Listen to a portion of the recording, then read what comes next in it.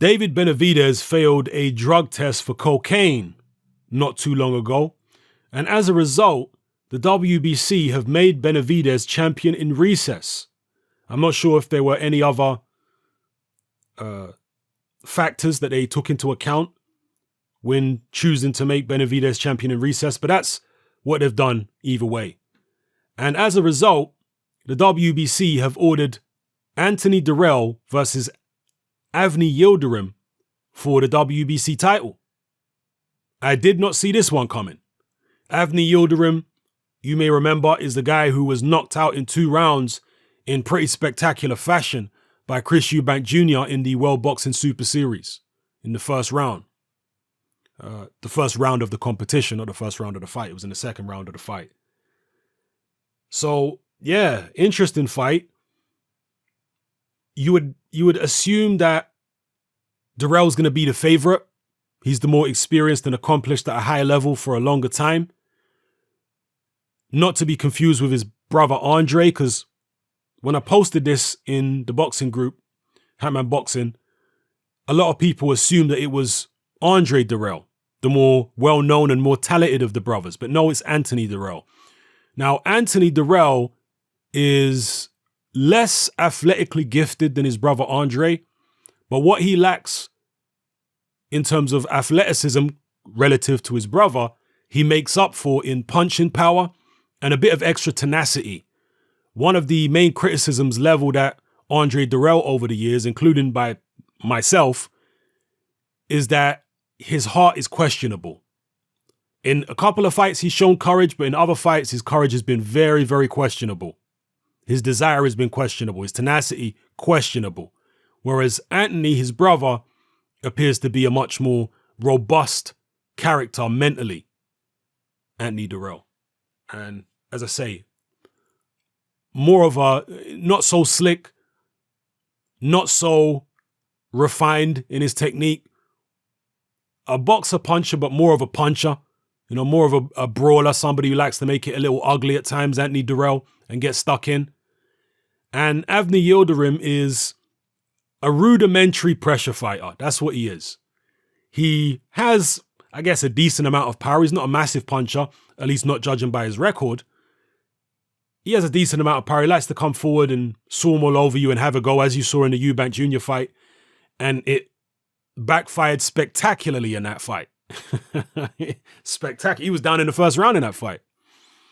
So, yeah, I would imagine that Dirrell's going to be the favorite here. But I wouldn't be shocked if Yildirim managed to pull it off and get the win. I wouldn't be shocked. Definitely, Dirrell has to be favorite, but it's not a fight in which I see Yildirim win as a huge, shocking upset. Not at all. No. Andy Dirrell's a good fighter, but he's not great. He's not anything special, you know? So he has vulnerabilities, and I think it's a competitive fight against Avni Yildirim. That's what I'll say. I think it's a competitive fight. So I think a fight that Dirrell should really win, but, you know, things happen. And does it give a date here and when the fight is going to take place? Let's have a look. I should have read this before making the video. No, it doesn't give a date. It just says they've ordered the fight. Okay. All right. And you know that if Yildirim does manage to win this fight, that protect and serve, the Eubanks are going to be calling Yildirim out. Obviously. And Yildirim might take it. Yeah, he got blasted out by Eubank Jr. and I'm sure the memory of that is still in the back of his head. But if he was to fight Eubank Jr. in a rematch, it's a big fight. It's a moneymaker. He'll probably take a few defenses in Turkey or Germany or wherever first. Maybe that's the route he would go actually long term, come to think of it. Let me take it back about what I said about Chris Eubank Jr. Eubank Jr. would definitely call him out, obviously. But whether Yildirim would take it or not, He seems like a very proud person, Yildirim. So eventually, I think he will want to try, if he gets his confidence high enough, to avenge the Eubank Jr. defeat. I think he will want that in the back of his mind. And he's actually had apparently 5 fights since that Eubank Jr. defeat. So he's been staying busy. He got right back on the horse. He didn't sit around sulking and feeling sorry for himself. He got right back on the horse. In fact, his last fight was against Lalenga Mock, right? And that's pretty incredible because Lalenga Mock fought David Haye about, over 10 years ago? He fought David Haye, what was it, 10, 12 years ago or something? He fought David Haye at cruiserweight, Lalenga Mock. Lalenga Mock is well into his 40s now. And incredibly, up until he lost a points decision to Yildirim the other day, Lalenga Mock was on something like a 4 or 5 year winning streak. Even though he's old, this guy was on a winning streak. And I think, I could be wrong here, but I think David Haye is the only person to ever stop Lalenga Mock. So he is incredibly tough, an incredibly tough, wild man from the Congo. And I say wild because did you see the David Haye fight? He was wild in that fight. And he dropped Haye and hurt him badly. So Lalenga Mock is a fascinating character. Very, very tough man. Fighting all the way from super middleweight up to cruiserweight and dropping a future cruiserweight and heavyweight champion in David Haye and having him in all types of trouble. And that's the guy that Yildirim's coming off a decision win over. So, yeah, on paper you think, wow, he only just managed to beat a 40-something-year-old man on points. That's really poor form. Yildirim's terrible. But when you consider the fact that Lalenga Mock has been on this unbeaten streak for several years and he's fought decent, like, fringe contenders and stuff like that, if you look at his record over the past few years, and he's only ever been stopped once as far as I can remember off the top of my head, it's not so bad. Do you know what I mean? To go the distance with a guy like that. Anyway, let me know what you guys think in the comment section below. Anthony Dirrell versus Avni Yildirim for the WBC title. Are you disappointed by this? And I'm assuming that Benavidez will get a crack at the winner. And, you know, it is what it is. Now, just to close out, David Benavidez being penalized here for coming up with a positive test for cocaine. Cocaine is a drug that leaves your body very quickly.